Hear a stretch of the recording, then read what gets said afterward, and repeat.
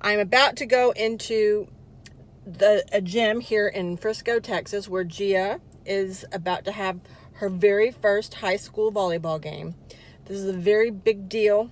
It's a very big night for her because deciding to go into volleyball again was a Gia does everything with intention. She puts a lot of thought into everything that she does. That's just the way that she is. And she didn't want to take she doesn't take an extracurricular activity flippantly. If she's going to do it, she's going to do it all or nothing.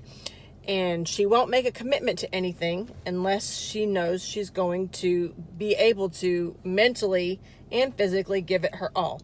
So she decided to take on volleyball here and at the high school she's going to. And also, I think I shared a few videos ago about a part of her journey, her healing journey with Zach's death. It's a big turning point for her. I have shared with you all very cryptically that there are a lot of parts to this story that most people don't know, they will never know and never understand. A lot of things that happened in the course of Zach's illness and before his suicide were very complicated, very delicate, batshit fucking crazy kind of things that they really muddied the waters with her grieving process. That being said, she has forgiven him for everything that happened, the way that he left, the trauma, the heartache, because he did a number on us both. I mean, that's just, I'm just being honest. But as you all know by now, the high school that Gia's going to, her high school experience itself, Gia accredits the journey to her being at this school in the first place to Zach. Zach was very adamant about her education, and he was very adamant about making sure that she went down a stellar path. He wanted to make sure she was provided for in every way so that she was able to have every opportunity, so to speak, that he never had. So a couple of weeks before her volleyball practice started, before school started, I also have shared with you that she came downstairs and she asked if she could get into his closet. She wanted his shirts. She wanted his jewelry. She wanted to be able to have things of his that she could wear to her volleyball practices, especially, such that she could feel like he was with her in the gym. That's just something very important to her, because in her mind, she just, there's this bond that they had, and I can't put it into words, and there's no point in me even trying. Suffice to say, Gia very much wanted and wants Zach to still be a part of this journey of hers in whatever capacity that looks like. So Gia and I have Gia and I we see signs. We think we see signs, we think we see messages, and we're both pretty convinced that there is something serendipitous, cosmic, of the galaxy, beyond our conception. There are things happening in our cosmos that defy conceptualization. I can't go into it all right now, but there's lights flickering at the house. There's birds knocking on their window. There's all over there's all these little signs that we both believe, and she believes are signs. She believes in, that was Dad talking to me, and that was this, and that was that. And here's the thing. So today's her first game. And, she's going into this game as not only is she she's a starter on her volleyball team, which is a big deal. She is the captain of the team. It's a big, big deal. She's just doing really, really well. And in being honest, this first night, her opening night, her grand debut into high school volleyball, she's missing him in this. And she's been very, we both are. And it's something, there's an unspoken language between Gia and I where some things are just not said.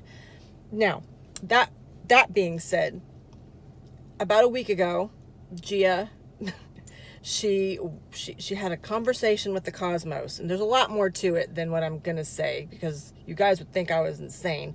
But as I told you, Gia is very intentional about everything that she does. So she decided to write down a couple of messages to the cosmos and release them into the atmosphere in hopes that she would get an answer back in some capacity. They're prayers. This is her prayers going up to God, to the cosmos, to the galaxy. She wanted her intentions heard so that she could see what would come back to her. Now, that being said, Gia is fixated on the ideal that crows, of all things, crows, she loves crows. She's fascinated with crows and the spiritual meaning of crows, the history of crows, the intelligence of crows. She believes in her heart that crows are messengers, and that when she sees a crow, in her mind, and I have to be honest with you, I believe it too. She believes that when she sees a crow, that it's a sign, it's a message. She believes that's Zach's way of communicating with her. And that was one of the intentions that she threw up into the air last week. We did that together. She asked the cosmos to show her that her dad is still watching her and that he's still with her and he's still in this with her. And one of the capacities that she wanted to see that returned in was crow. Show me a crow. Now, we're on our way to the volleyball game today. I had to drop her off at John Paul II a little bit early so they could do their thing and get on the bus. Now, as we're driving down the road, she was a little anxious because she said, she looked at me, she goes, Mom, she goes, I have to take this off. She's had this is his ring. This was her ring. She's been wearing this either on her thumb or on her neck every single day since she asked for it, and I gave it to her. She had it for the first day of school, and she hasn't taken it off her person. She believes that this is her way of taking him with her everywhere she goes. And as we were on our way to the high school today, she said, Mom, I have to take this off. And she didn't want to. She goes, we're not allowed to have any jewelry at the games. So she was taking it off, and she had it in her hand. She didn't want to let it go. And I know my daughter well enough to know that it was really, really, really paining her, troubling her to have to take this off. So we finally approached the high school, pulled up to the parking lot, to the curb, and I was fumbling around. She had one of her girlfriends was with us. I dropped them both off, and I was fumbling around with something. I was looking for her mask or something, and she was in the seat right beside me, and all of a sudden she goes, oh my God. And I panicked for a minute. I looked at her, I go, what? She goes, Mom, look. She goes, look. And she pointed up to the stoplight. She's trying not to cry because she's got her friend with her, and she knew that I was going to understand. We look up, and on the lamppost right in front of us, a big, the most beautiful black crow. He lands on the lamppost, and he's calling at us. He was like squawking at us. Now, that being said, we're both like, so just as she's parting with this, and she's hating, she put it in the ashtray, and she didn't want to let go of it. And I said to her, I go, Gia, it's okay. You're going to be fine. He's with you. You know this. Then we see the crow, and then we're just like, honestly, really, what is that? So here's the thing. All these signs and all of these messages, this is what I think about all of this, and this is what it all boils down to. It's all in our head. It's all in our head. And either it's true or it's not true. Either that crow was an actual answer from the cosmos to her. She believes that God sent the crow as a messenger. That's her dad. He's with her in the game. He's with her today. Just like she wanted to know. She needed to know, and she needed to feel, and she needed that peace in her heart to know that she's walking into that gymnasium today, and that Zach is with her. So, and the bottom line is, and this goes for me too, this applies to these signs that we're getting, the lights that are flickering in our house that we both believe. I mean, we're having we're talking to the lights in our bathroom.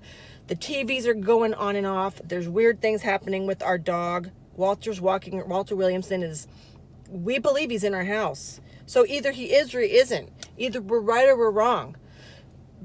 As I was saying just now, this belief that our faith in God, our belief that there's something bigger than this, there's something more to this, my blind faith in all of these things that I think and feel and believe and hold so near and dear to my heart, that they're a part of my survival. They are the fabric of my life and my psyche, and as well for my daughter. This is what we think. It's what we believe. No one's going to convince us otherwise. Maybe we're delusional. Maybe we're not. But the bottom line is, if we think it and we believe it, and as a result of that, it gets us through whatever it is that we're powering through. If this is a part of our journey, and if this is what it takes, if these signs and this serendipity and these messages from God and the cosmos, it's either true or it's not true. We believe it's true.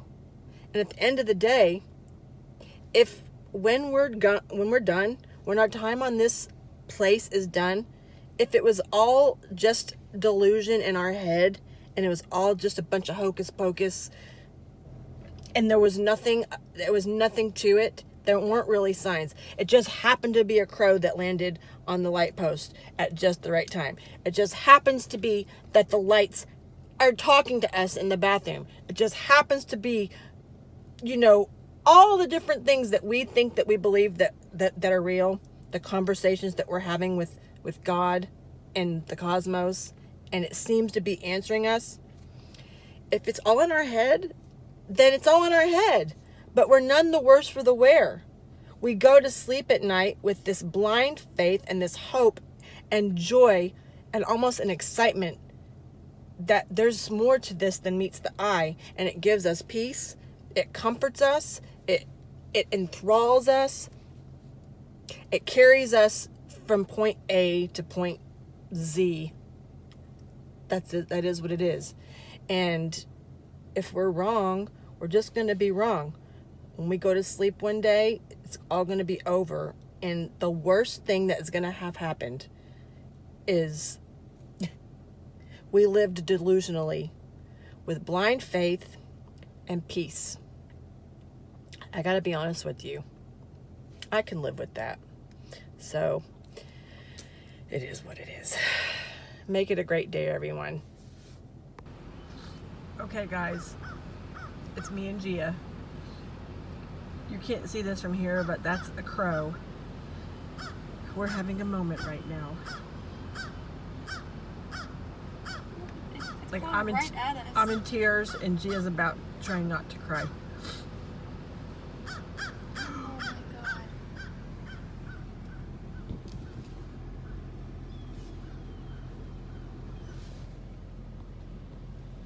Well, now we know. It's gonna be a good game, guys. It's gonna be a good game.